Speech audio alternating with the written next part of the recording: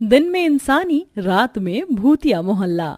माँ, मुझे भूख लगी है। मुझे खाना चाहिए माँ। अरुण बेटा, रोते नहीं। तुझे पता है ना, हमें खाना रात के समय ही मिलता है। रात तक सब्र कर ले बेटा, हमारे इस मोहल्ले में कहीं ना कहीं से खाना जरूर आ जाएगा। नहीं, मुझे अभी खाना चाहिए। तभी एक बूढ़ी महिला वहां आती है।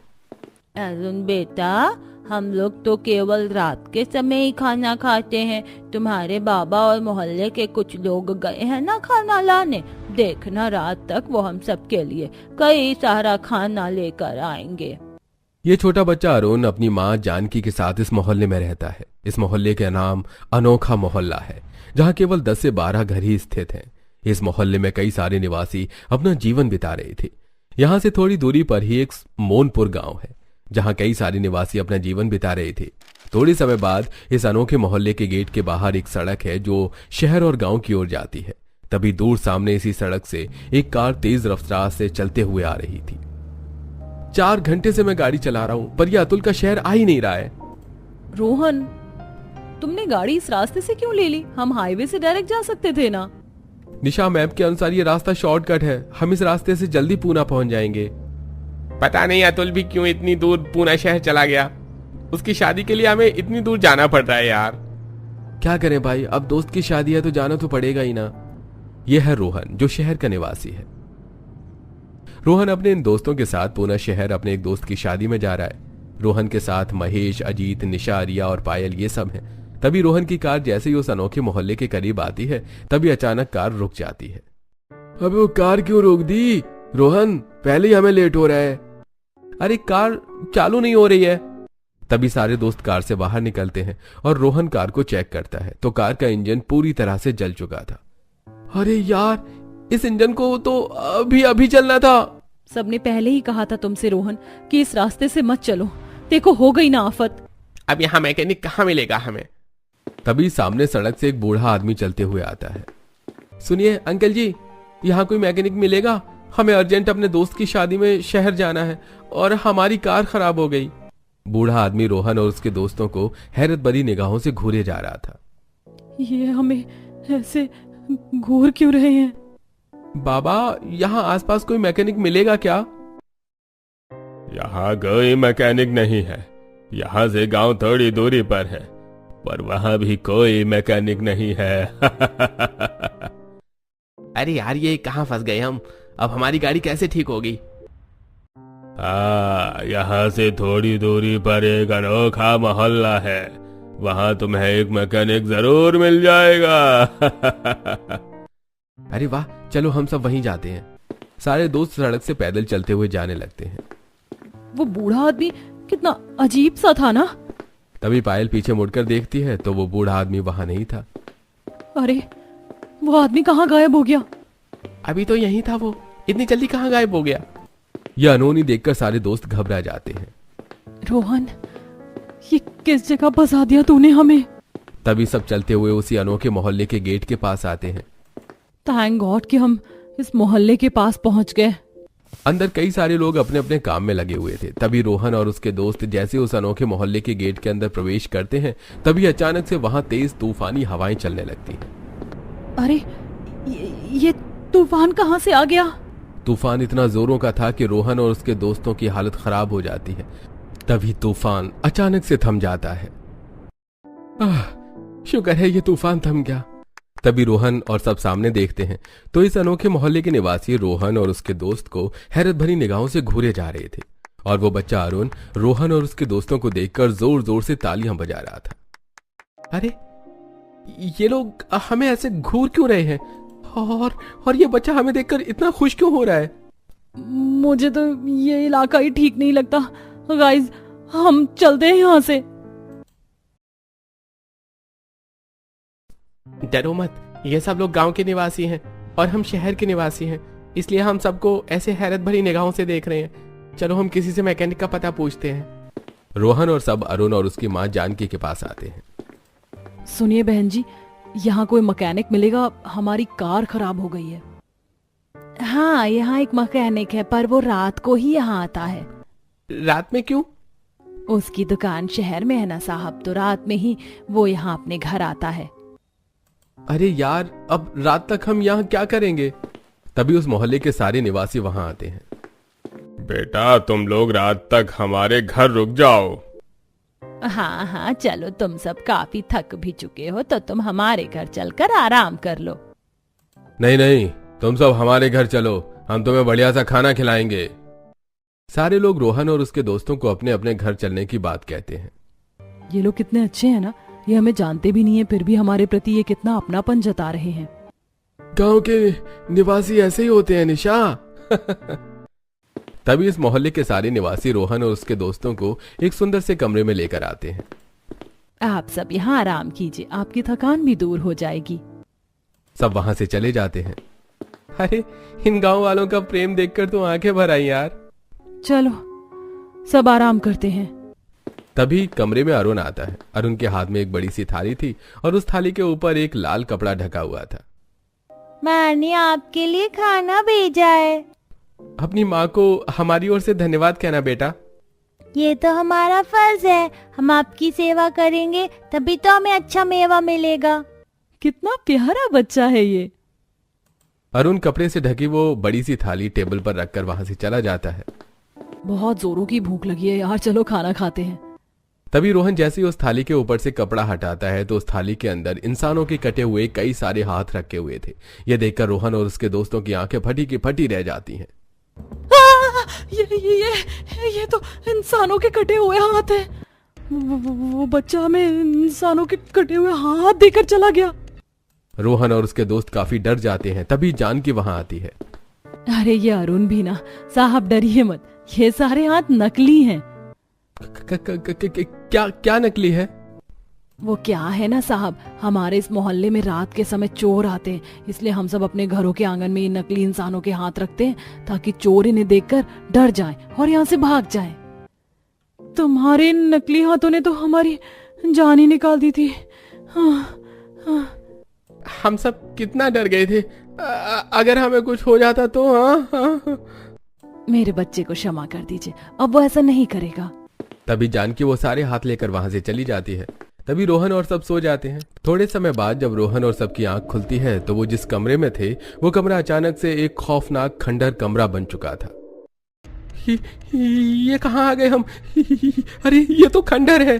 ये तो वही सुंदर सा कमरा है जिसमें हम आए थे, पर ये खंडहर कैसे बन गया? ये अनहोनी देखकर रोहन और उसके दोस्तों के होश उड़ जाते हैं। तभी सब बाहर आते हैं और बाहर अंधेरा हो चुका था और दिन में सुंदर सा दिखने वाला ये मोहल्ला अचानक से खौफनाक खंडहर बन चुका था। यहाँ कोई नहीं था, चारों ओर भयानक सन्नाटा छाया हुआ था। ये जगह इतनी खतरनाक खंडहर कैसे बन गई?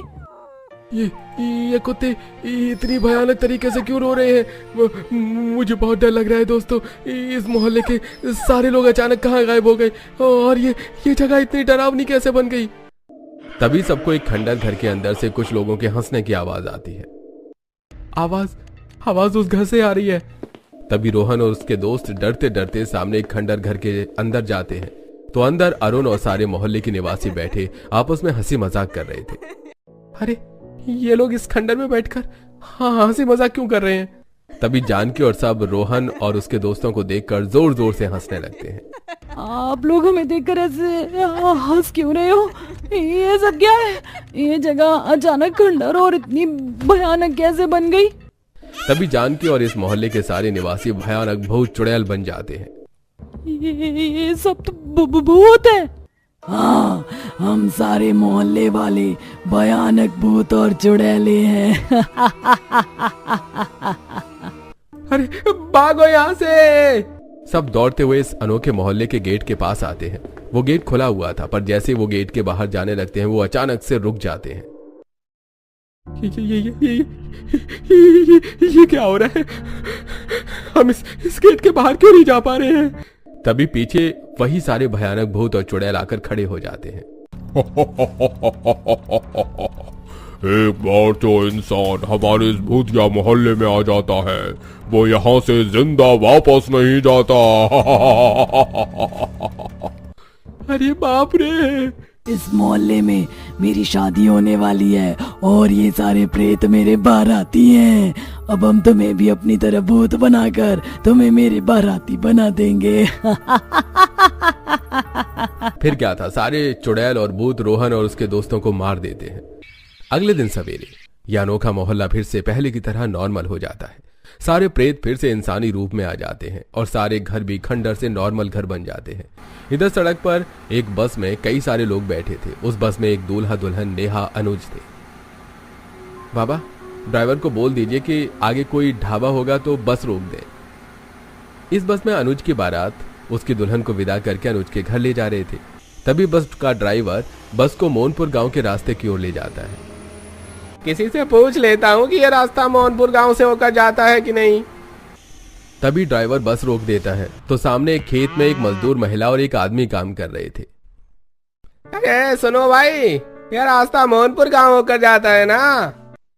साहब, इस रास्ते से मत जाइए, ये रास्ता बहुत खतरनाक है, आप हाईवे से होकर जाइए। अरे तुम बस इतना बताओ कि यह रास्ता मोहनपुर से होकर जाता है या नहीं। हाँ साहब। तभी ड्राइवर बस को मोहनपुर गांव की सड़क से ले जाने लगता है तो अनुज का पिता पीयूष ड्राइवर से कहता है, ड्राइवर, ये किस रास्ते से ले जा रहे हो तुम? साहब, ये शॉर्टकट रास्ता है, इस रास्ते से हमें ट्रैफिक भी नहीं मिलेगा और हम जल्दी घर पहुंच जाएंगे। तभी बस जैसे ही उस अनोखे मोहल्ले के करीब आती है तो अचानक से बस खराब हो जाती है और सारे लोग बस से बाहर निकल जाते हैं। अब यहां मैकेनिक कहां मिलेगा? तभी वहां निशा और रोहन आते हैं जो अब भूत बन चुके थे। दोनों आम इंसान के रूप में थे। अरे क्या हुआ भाई, बस खराब हो गई? हाँ, यहाँ कोई मैकेनिक मिलेगा? अरे लगता है आप दोनों की अभी शादी हुई है। देखिए यहाँ तो कोई मैकेनिक नहीं मिलेगा। यही पास में एक अनोखा मोहल्ला है, आप सब वहां चलकर आराम कीजिए। वहां एक मैकेनिक रहता है जो रात को आता है, वो आएगा तो वो आपकी बस ठीक कर देगा। तभी अनुज और सारे बाराती रोहन निशा के साथ उसी अनोखे भूतिया मोहल्ले में आ जाते हैं जहां सब अनुज और सारे लोगों को एक बिल्डिंग के 5 कमरे आराम करने के लिए दे देते हैं। अनुज और नेहा एक कमरे में थे। अच्छा हुआ इन लोगों ने हमें अपने घर में आराम करने के लिए जगह दे दी। हाँ, वरना हमें बाहर सड़क पर ही रहना पड़ता। चलो अब थोड़ी देर आराम कर लेते हैं, रात को मैकेनिक आएगा तब हम यहाँ से चले जाएंगे। दोनों बेड पर लेट जाते हैं। शाम के 6 बजे अनुज के मोबाइल पर उसके दोस्त विनय का कॉल आता है। विनय शहर में अपने कमरे में था। तभी अनुज कॉल उठाता है। अनुज, कहाँ हो तुम सब? तुम अब यहाँ तक पहुंचे क्यों नहीं? हम कब से तुम्हारे घर पहुंच गए हैं। तभी अनुज विनय को सारी बात बताता है। वो तो अच्छा हुआ इन अनोखे मोहल्ले वालों ने हमें अपने घरों में आराम करने के लिए जगह दे दी। तुम्हें दूसरे रास्ते से आना ही नहीं चाहिए था। खैर चल, जैसे ही तुम वहां से निकलोगे मुझे कॉल कर देना। विनय कॉल कट कर देता है। ये बस ड्राइवर भी ना, चलो देखता हूँ आखिर कहाँ है ये मोहनपुर गांव का अनोखा मोहल्ला। तभी विनय अपने मोबाइल में इंटरनेट पर मोहनपुर गांव के उस अनोखे मोहल्ले की हिस्ट्री और लोकेशन चेक करता है तो उसके सामने एक आर्टिकल आता है जिस पर लिखा था मोहनपुर गांव का भूतिया अनोखा मोहल्ला। ये पढ़कर विनय की आंखें फटी की फटी रह जाती हैं। भूतिया मोहल्ला, ये क्या लिखा है इसमें? बहुत समय पहले की बात है। मोहनपुर गांव की एक लड़की मधु अपने गांव से थोड़ी दूरी पर स्थित एक अनोखे मोहल्ले के निवासी अभय से प्रेम करती थी। एक दिन अभय मधु को भगाकर अपने मोहल्ले में लेकर आता है। अभय, ये सब क्या है? मधु के पिता मोहनपुर गांव के मुखिया हैं। अगर उन्हें पता चला कि तुम मधु को ऐसे भगा कर लाए हो तो वो तुम्हें मार देंगे। दीदी, मैं अभय जी से प्यार करती हूँ और इन्हीं से शादी करना चाहती हूँ, पर बाबा मेरी शादी किसी और से करवाना चाहते, इसीलिए अभय जी और मुझे अभी शादी करनी होगी। मैं मधु के बिना नहीं रह सकता, मेहरबानी करके हमारी सहायता कीजिए। चिंता मत करो बेटा, हम तुम्हारी शादी इसी समय करवाएंगे। मधु अभय नाम के इस लड़के से प्रेम करती थी और अभय मोहनपुर गांव से थोड़ी दूरी पर इस अनोखे मोहल्ले में रहता था। तभी अनोखे मोहल्ले के सारे निवासी मधु और अभय की शादी की तैयारी कर देते हैं। अब जैसे ही मंडप में मधु और अभय की शादी होने लगती है तभी वहां मोहनपुर गांव का मुखिया बलराम, जो मधु का पिता है, वो कई सारे गांव वालों के साथ वहां आता है और सभी लोगों के हाथों में बड़ी बड़ी लाठियां थी। अरे रोक दो बिहार! अरे बाप रे, बाबा आ गए। तेरी इतनी हिम्मत लड़के कि तू मेरी बेटी को यहाँ भगा कर ले आया। अरे गांव वालों, मारो इस लड़के को। अबे को हाथ लगाने से पहले तुम्हें हमसे निपटना होगा। अरे गांव वालों, इन सारे लोगों को घरों में बंद कर दो। सभी वहां लोगों में हाथापाई शुरू हो जाती है और बलराम के सारे आदमी इस मोहल्ले के सारे निवासियों को उनके घरों में बंद कर देते हैं और सारे घरों को आग लगा देते हैं। इस अभय को भी आग में फेंक दो। तभी बलराम के आदमी जैसे ही अभय को आग में फेंकते हैं तो मधु भी उसके साथ आग में कूद जाती है और इस अनोखे मोहल्ले के सारे निवासी आग में जलकर मर जाते हैं। उसके बाद से यहाँ के सारे निवासी आग में जलकर मरने की वजह से भयानक भूत चुड़ैल बन जाते हैं, जिसके बाद ये सब दिन में आम इंसानों की तरह इस मोहल्ले में रहते हैं और रात को अपने असली भूतिया रूप में आकर बाहर से आए लोगों को मारते जाते हैं। अरे बाप रे, अनुज और सब किस भयानक जगह पर अटक गए। मुझे अनुज को तुरंत इस अनोखे भूतिया मोहल्ले की सच्चाई बतानी होगी। विनय अनुज को कॉल करता है। इधर अनुज और नेहा उस कमरे में गहरी नींद में सोए हुए थे। अब विनय बार बार अनुज को कॉल करता रहता है। अनुज, मेरा फोन क्यों नहीं उठा रहा है? उन सब की जान खतरे में है। रात के 8 बजे अनुज और नेहा नींद से जागते हैं। तभी अनुज अपना मोबाइल देखता है। विनय के इतने सारे कॉल। तभी अनुज विनय को कॉल करता है तो विनय अनुज को उस भूतिया अनोखे मोहल्ले की सारी सच्चाई बताता है। क्या? हाँ भाई, तुम सब जल्दी वहां से निकलो। तभी इधर दूसरे कमरों में सारे चुड़ैल और भूत अनुज के परिवार वालों पर हमला कर देते हैं। सबकी चीखती दर्दनाक आवाजें सुनकर नेहा और अनुज कमरे में खड़े डर के मारे कांपने लगते हैं। ये कहाँ फंस गए हम? भगवान जी, हमें इन भूतों से बचा लीजिए। हमें मरना नहीं है भगवान जी, हमें बचा लीजिए। अनुज जी डरिए मत। मेरे गले में ये जो धागा है ना, ये मुझे एक बहुत बड़े तांत्रिक बाबा ने दिया था। बचपन में मुझ पर एक भूत का साया हावी हो गया था, तब से ये धागा मेरे पास है। तभी नेहा उस धागे को निकालकर उसके 2 टुकड़े करती है और एक हिस्सा अनुज के हाथ पर बांधती है और दूसरा अपने हाथ पर। अब इस चमत्कारी धागे की वजह से ये सारे भूत हमारा कुछ नहीं कर पाएंगे। तभी दोनों कमरे से बाहर आते हैं तो बाहर उनके परिवार वालों की लाशें पड़ी थी, जिन्हें भूत और चुड़ैलों ने मार दिया था। ये क्या हो गया? भागो नेहा। दोनों दौड़ते हुए बाहर आते हैं तो बाहर उनके सामने सारे भूत और चुड़ैल सब खड़े थे। अरे इतने सारे भूत, इतने सारे भूत, इतने सारे भूत। तुम्हारे साथियों को तो हमने मौत के मुंह में पहुंचा दिया है, अब तुम्हारी बारी है। तभी एक भूत जैसे ही दोनों पर हमला करता है तो उनके करीब आते ही वो भूत हवा में उड़कर दूर पीछे जा गिरता है। ये क्या हो रहा है? अनुज जी, इस चमत्कारी धागे की शक्ति से ये भूत हमारा कुछ नहीं कर पाएंगे। भागिए यहाँ से अनुज जी। तभी दोनों गेट की तरफ भागने लगते हैं और सारे भूत उनके पीछे भाग रहे थे। पकड़ो इन्हें। भागिए अनुज जी। तभी दोनों जैसे ही गेट के करीब आते हैं तो एक भूत अनुज को एक लोहे की सरिया फेंक कर मारता है, जिसके बाद वो सरिया अनुज के पीठ में घुस जाती है और अनुज जैसे ही नीचे गिरता है तो उसके हाथ से वो चमत्कारी धागा खुलकर उड़ जाता है और नेहा गेट के बाहर निकल जाती है। अनुज जी, उठिए जल्दी, अनुज जी। तभी एक चुड़ैल अनुज का पैर पकड़ लेती है। अनुज जी। भागो भागो नेहा, यहाँ से भागो। तभी सारे भूत चुड़ैल अनुज को मार देते हैं। ये देखकर नेहा वहां से भागने लगती है और सारे भूत चुड़ैल नेहा के पीछे भागने लगते हैं। बचाओ। तभी नेहा मोनपुर गांव की ओर भाग जाती है। दोस्तों, अब क्या होगा? क्या नेहा अपने पति का बदला इन भूतों से ले पाएगी, या ये भूत आगे भी किसी और इंसानों को अपना शिकार बनाएंगे, या फिर नेहा इन भूतों का अंत करने के लिए कुछ करेगी? अब ये सारी बातें अगर आपको जानना है तो आपको कमेंट बॉक्स में इस कहानी के लिए दूसरा पार्ट लिखना होगा, जिसमें आपको इसके आगे की सारी कहानी पता चलेगी।